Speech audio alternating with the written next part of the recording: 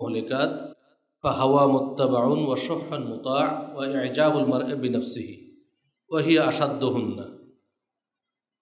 সমস্ত প্রশংসা সেই মহান রব্বুল আলামিনের জন্য, যার অশেষ মেহেরবানিতে আমরা এই জুমার সালাতের পরে আবারও দার্সে হাদিস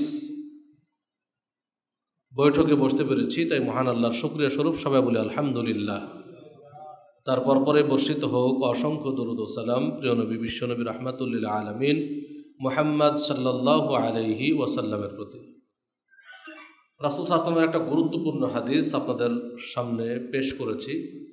রাসূল সাল্লাল্লাহু আলাইহি ওয়াসাল্লাম বলছেন যে সালাসুন মুনজিয়াত ওয়া সালাসুন মুহলিকাত, তিনটি বিষয় আছে যা মানুষকে নাজাত দানকারী, আর তিনটি বিষয় আছে মানুষকে ধ্বংসকারী। ফাআম্মাল মুনজিয়াত, তিনটি নাজাত দানকারী বিষয় কি?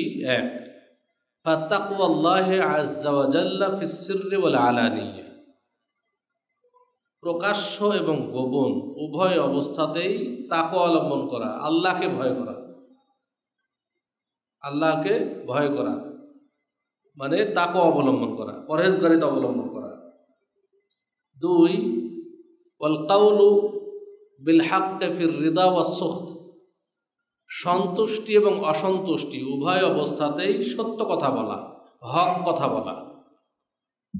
তিন, ওয়াল কাসদু ফিল গিনা ওয়াল ফাকরি, ধনী এবং দরিদ্র উভয় অবস্থাতেই মধ্যম পন্থা অবলম্বন করা।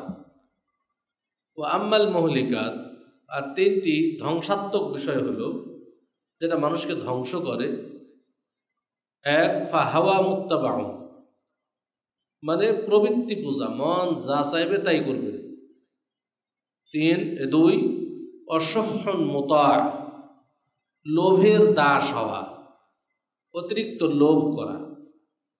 আর তিন, ওয়া ইজাবুল মার'i বিনফসিহি, নিজেই নিজেকে বড় মনে করা, অহংকার করা।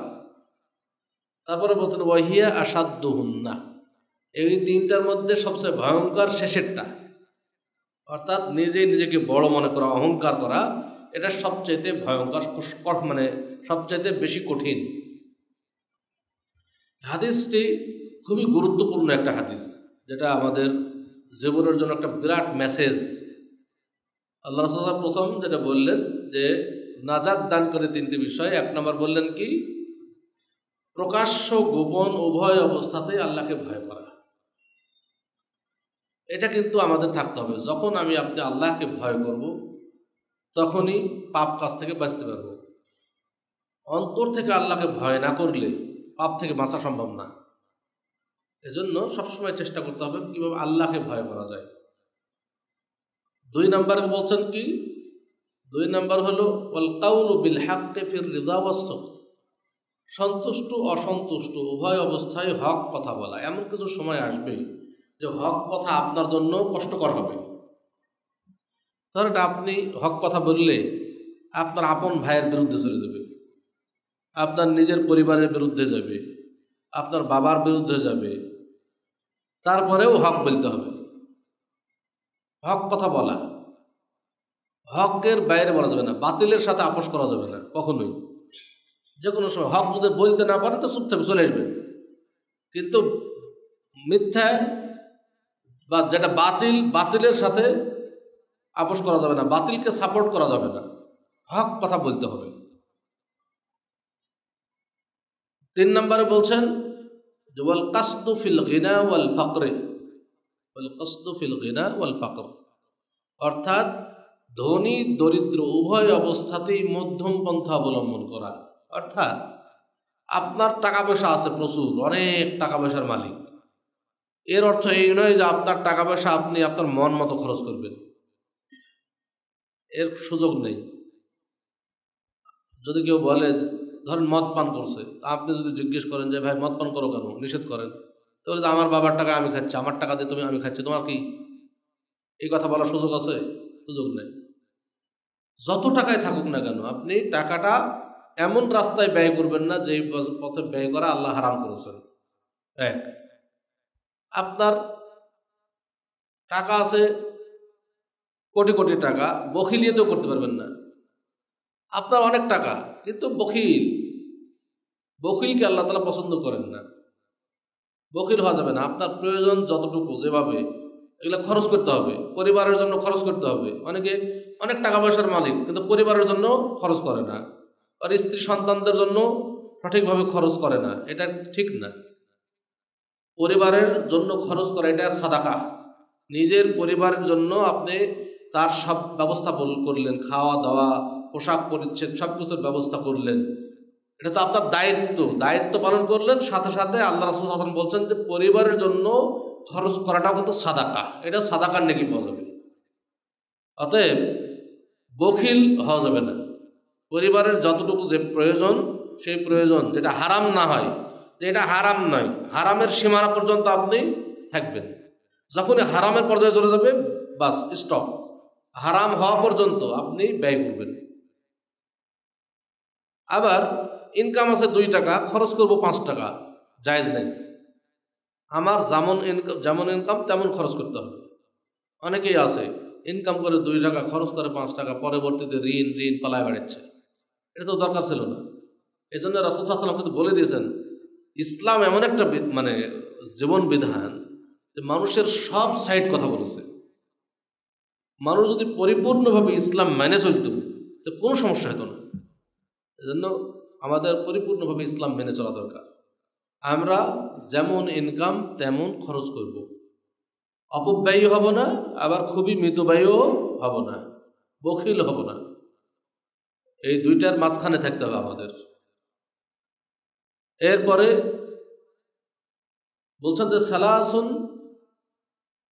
মুহলিকাত, 3টি বিষয় আল্লাহ রাসূল বললেন যে যেটা ধ্বংস করে দেয় মানুষকে, ধ্বংসাত্মক বস্তু। 1, হাওয়া মুত্তাবাউ, প্রবৃত্তির পূজা।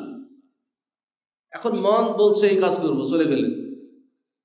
জাহান্নামে যাওয়ার জন্য খুব সহজ, মন যা বলবে তাই করবেন, তাহলেই জাহান্নাম। কারণ কি, শয়তান আমাদের প্রকাশ্য শত্রু। এটা আল্লাহ ঘোষণা দিয়েছেন যে শয়তান তোমাদের প্রকাশ্য শত্রু। এটা স্পষ্ট কথা, এটা গোপন কোনো কথা নয়। যেহেতু শয়তান প্রকাশ্য শত্রু, শয়তান চায় যে আমাদের সামনে খারাপ বিষয়টাকে এমনভাবে সুন্দরভাবে উপস্থাপন করে যে আমরা সেটাকে মনে বলি যে এটাই ভালো মনে হয়। আজকে ভালো মনে করে বলেই তো মানুষ জেনা করতেছে, চুরি করছে, ডাকাতি করছে, ছিনতাই করছে, মদ পান করছে, সব কিছু করছে। ও মনে করছে যে এটাই এনজয়। যারা মদ পান করছে, হেরোইন খাচ্ছে, গাঁজা খাচ্ছে, ওরা মনে হচ্ছে দুনিয়া এটাই তো এনজয়ের জায়গা, ওতেই এনজয় করতেছে সে। তাহলে ওর মন চাচ্ছে ওইটাই করতেছে। তাহলে এটা করা যাবে না, এটা নিষেধ, এটা মানুষকে ধ্বংস করে দেয়। মন যা চাইবে তাই করা যাবে না। মনকে আল্লাহর বিধানের অধীনে পরিচালিত করতে হবে, আল্লাহর আনুগত্যে পরিচালিত করতে হবে মনকে। কিন্তু মনের পূজারি হওয়া যাবে না, বরং মনকে পরিচালনা করতে হবে আল্লাহর দাসত্বে। তাহলে মন ঠিক থাকবে, অন্তর ঠিক থাকবে। আর 2 নম্বরে বলছেন যেটা ধ্বংসাত্মক, সেটা হলো অসহ্যন মুতা, অতিরিক্ত লোভের দাস হয় না, লোভ করা যাবে না। দুনিয়াতে লোভের কিছু নেই। দুনিয়াতে আল্লাহ তাআলা রুজির মালিক হলো আল্লাহ। আমরা যতটুকু সম্পদ ব্যয় করছি, যতটুকু সম্পদ আমাদের মনে করছে যেগুলো আমার, এগুলো মূলত প্রকৃত মালিককে আল্লাহ। আল্লাহ চাইলে আমার কি কোটি কোটি টাকার সম্পদ মুহূর্তের মধ্যে শেষ করে দিতে পারেন না? মুহূর্তের মধ্যে শেষ। আল্লাহর দেওয়া সম্পদ, এখানে আমার কোনো অহংকারের কিছু নাই। এজন্য লোভ করা যাবে না। অতিরিক্ত লোভ মানুষকে ধ্বংস করে দেয়। আজকে দেখেন লোভের কারণে আমার বাংলাদেশ থেকে একজন হাজার হাজার কোটি টাকা পাচার করেছে। আচ্ছা, ও যদি চিন্তা করতো যে হাজার হাজার কোটি টাকা যে আমি জমা করলাম, পাচার করলাম, এই টাকাকে আমি খাইতে পারবো? চিন্তা করেনি। একটা মানুষের দুনিয়াতে সুন্দরভাবে চলার জন্য হাজার হাজার কোটি টাকা দরকার হয়? তো দরকার হয় না। একজন জমি কিনেছে কত 2300, 2400, 2500 বিঘা জমি। এত জমির প্রয়োজন হয় নাকি একটা মানুষের চলার জন্য? দরকার তো লাগে না। কিন্তু তাদের যে অতিরিক্ত লোভ করতে হবে, আর এগুলো করেছে অন্যায় পথে, এমন পথ অবলম্বন করেছে যারা এগুলো অর্জন করতে করতে করতে মানে তার চাহিদার শেষ নাই। মনে করছে গোটা দুনিয়া যদি তাদেরকে দেওয়া হয়, ওরা চাহিদা করবে যে আরেকটা দুনিয়া যদি হতো তো ভালো হতো। এরকম একটা ব্যাপার। তো অতিরিক্ত লোভ মানুষকে ধ্বংস করে দেয়, যার বাস্তব প্রমাণ আমরা দেখতে পাচ্ছি। অতিরিক্ত লোভ করা যাবে না, লোভের দাস হওয়া যাবে না, লোভ করা ঠিক নয়। এজন্য আল্লাহ তাআলা অনেক আয়াত, কোরআনের আয়াত, হাদিস এ ব্যাপারে আছে, আমি ওটা বলতে চাচ্ছি না। অতিরিক্ত লোভের দরকার নেই। রাসূল সাল্লাল্লাহু আলাইহি ওয়াসাল্লাম একটা হাদিসকে স্মরণ করে দিই। রাসূল সাল্লাল্লাহু আলাইহি ওয়াসাল্লাম বলছেন, মান আসবাহা মিনকুম আমিনান ফি সিরবিহি, তোমাদের মধ্যে যে ব্যক্তি দুনিয়াতে পরিবার পরিজন নিয়ে নিরাপদে বসবাস করে, মুআফান ফি জাসাদিহি, শারীরিকভাবে সুস্থ থাকে, ইনদাহু কুতু ইয়াউমিহি, আর তার বাড়িতে একদিনের খাবার মজুদ থাকে, ফাকান্নামা হিজাত লাহু দুনিয়া, তার দুনিয়ার সব কিছুই আছে, তার কোনো অভাব নাই। তাহলে দেখেন, পরিবার পরিজন নিয়ে নিরাপদে বসবাস আর শারীরিকভাবে সুস্থতা আর একদিনের খাবার মজুদ বাড়িতে থাকা। বর্তমান জামানায় মানুষ পাওয়া যাবে যে একদিনের খাবার নাই, পাওয়া যাবে না। কিন্তু আমাদের কিন্তু অভাবের শেষ নেই। বর্তমানে পরিস্থিতি, ব্যাপারটা এমন, যার যত সম্পদ সে তত বড় অভাবী। কেন? ধরেন কারো 1,00,000 টাকা আছে, 1,00,000 টাকা হওয়া মাত্রই সে এমন পরিকল্পনা নিল যে যেটা বাস্তবায়ন করতে গেলে 10 লক্ষ লাগবে, মানে আরো 9 লাখ টাকা তার শর্ট। যে 1 কোটি টাকার মালিক, এবার 1 কোটি হয়েছে মানে তার পরিকল্পনা বেড়ে গেছে যে 1 কোটি টাকা তো হয়েছে, এবার এটা করা দরকার, এটা করতে গেলে দেখবেন যে আরো 10 কোটি টাকা লাগছে। মানে সবসময় তার অভাব দূর হয়নি কিন্তু। তাহলে এই অভাবের মধ্যে থাকা যাবে না, আমাদের অতিরিক্ত লোভ করা যাবে না। যতটুকু পাচ্ছি মনে করতে হবে যে আল্লাহর নিয়ামত, আল্লাহ দিচ্ছেন, পাচ্ছে আলহামদুলিল্লাহ, আল্লাহ শুকরিয়া আদায় করতে হবে। এরপরে 3 নম্বরে যেটা বলা হচ্ছে যে ওয়া ইজাবুল মার'i বিনাফসিহি, নিজেই নিজেকে বড় মনে করা, এটা অহংকার করা। অহংকারের দুনিয়াতে কিছুই নাই আসলে। মানুষ অহংকার করে কিসের? ধন সম্পদের অহংকার করে, ক্ষমতার অহংকার করে, শক্তির অহংকার করে, চেহারার অহংকার করে মানুষ, এবং ইলমের অহংকার করে। এই কয়েকটার অহংকার মানুষ করে, কিন্তু কোনোটাই কি অহংকার করার বিষয়ে তা না। ধরেন অনেকে এলেমের অহংকার করছে, আলেমদের মধ্যে এলমের অহংকার বেশি। আচ্ছা, এলেম আমরা কতটুকু অর্জন করেছি? কিছুই না, এলেম কিছুই অর্জন হয়নি। কেউ যদি মনে করে যে আমি কিছু জানি, শিখেছি অনেক, তার ধ্বংস সেদিন থেকে তার শুরু, ধ্বংস হয়ে যাবে। আমরা সবসময় মনে করবো যে আমরা সবাই তালেবে ইলম, ইলম অন্বেষণকারী, আমরা কিছু জানি, অনেক কিছু জানি ভাবলেই শেষ হয়ে যাবে। এজন্য এটা ভাবার কোনো সুযোগ নেই। আমরা এলমের মিসকিন, এলেম বলতে আমাদের তেমন কিছু নাই। আল্লাহ যতটুকু দিয়েছেন আলহামদুলিল্লাহ শুকরিয়া আদায় করতে হবে। এতে অহংকারের কিছুই নাই। ধন সম্পদের অহংকার করছি, ধন সম্পদ কি আছে? আল্লাহ চাইলে মুহূর্তের মধ্যে সব শেষ হয়ে যাবে। ক্ষমতার অহংকার করি, কত ক্ষমতার অহংকার করে কি কত জুলুম নির্যাতন সব কিছু করছি। ক্ষমতার অহংকার কীভাবে চূর্ণ বিচূর্ণ হয়ে গেল সেটা আমাদের দেখতে পেলাম।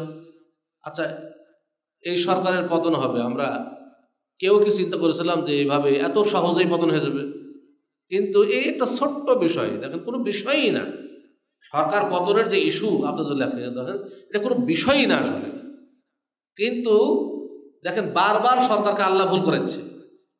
শুধুমাত্র যদি সরকার বলতো যে বাবা তোমরা কৃষি নিয়ে দাবি করছো, আসে একসাথে বসি আলোচনা করি, তাই শেষ, ওখান থেকে শেষ আন্দোলন। এই সহজ কথাটা এমনভাবে বারবার সে ভুল করাচ্ছে আল্লাহ মুখ দিয়ে, তার এমন কিছু কথা বের করছে যে মানুষ আরো খেপে যাচ্ছে। আল্লাহ তো ভুল করেছে এটা। এইভাবে দেখেন শেষ পর্যন্ত পালায়া চলে যেতে বাধ্য হইল। অথচ আপনি যদি এখন চিন্তা করেন নিরিবিলি, বিষয়টা কিন্তু একেবারেই ছোট বিষয়।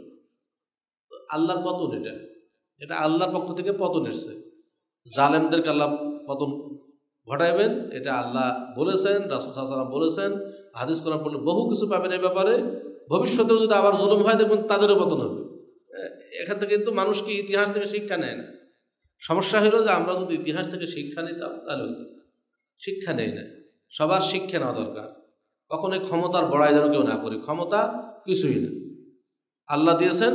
ক্ষমতা দেওয়ার মালিকও আল্লাহ, নেওয়ার মালিকও আল্লাহ, যে কোনো মুহূর্তে নিয়ে নেবেন। অতএব কোনো কিছুর যেন অহংকার আমরা না করি, অহংকারী হওয়ার কোনো দরকার নেই।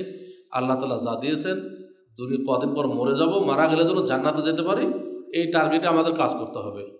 তো যাই হোক, আল্লাহ তাআলা আমাদের সকলকে এই হাদিসটির উপরে পরিপূর্ণ আমল করার তৌফিক দান করুন। এই হাদিসে যেগুলো নাজাতের বিষয় আছে সেগুলো পালন করার তৌফিক দান করুন। যেগুলো ধ্বংসাত্মক বস্তু, ধ্বংসাত্মক বিষয়, সেগুলো থেকে বেঁচে থাকার আল্লাহ তাআলা তৌফিক দান করুন। আমিন।